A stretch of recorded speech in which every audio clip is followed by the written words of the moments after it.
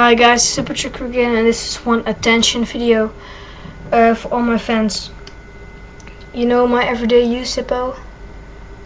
The PS sign on it, you know.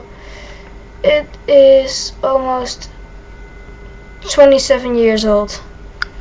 I'm gonna put this in a nice case, nice zippo case, and I will keep it as a collector's item because it's my oldest zippo, 27 years old, really nice. My dad gave it to me, all original, never been broke, something.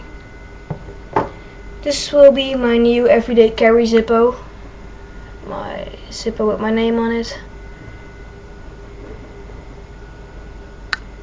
It's made in 2008.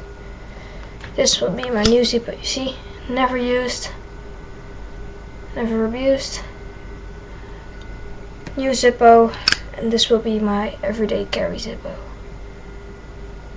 Okay guys, hope you liked the video. This one's going to be a nice collection piece. This one's going to light many cigarettes. And see you later guys, hope you liked the video.